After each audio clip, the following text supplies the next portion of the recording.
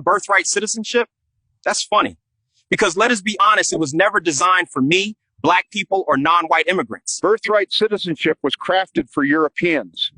When they arrived, they needed a law to make themselves belong. They weren't the original people of these lands, so they wrote jus soli laws, Latin for right of soil. Jus soli laws ensure that if white Europeans were born here, they could call themselves citizens and claim ownership. Jus soli was a law built to legitimize colonization through birthright, the simple act of being born here. In Europe, Africa, and Asia, people didn't have these laws. Their citizenship came from blood, or jus sanguinis, Latin for right of blood. Jus sanguinis, you claim citizenship through your ancestors' blood because their ancestors were native to those lands. But in the Americas, Europeans had no ancestral claim. They had no indigenous roots here, so they couldn't claim citizenship through blood. Jus soli laws guarantee that any future white immigrants' offsprings during the colonial period could claim citizenship. Jus soli guaranteed that white settlers and their children could plant themselves in our territories and rule as if it was rightfully theirs. Jus soli created American citizens from white immigrants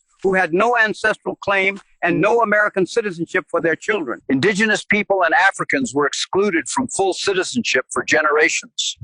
The laws only benefited Europeans. Jus soli laws were not only common here, but throughout North America, Central America, and South America. This is how the English, the Spanish, the French, and countless Europeans were able to bear children in the Americas. This is how Europeans usurped and claimed citizenship on lands where they had no ancestral ties to. Descendants of those same settlers want to end birthright citizenship, the very system that allowed them to build their nations on stolen soil. Hypocrisy at its highest level.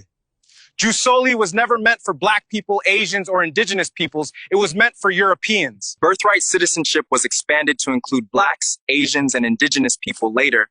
After years, it benefited only whites. But over time, it evolved into a broader principle of fairness and inclusion. Ending it now would slam the door on people it once kept out.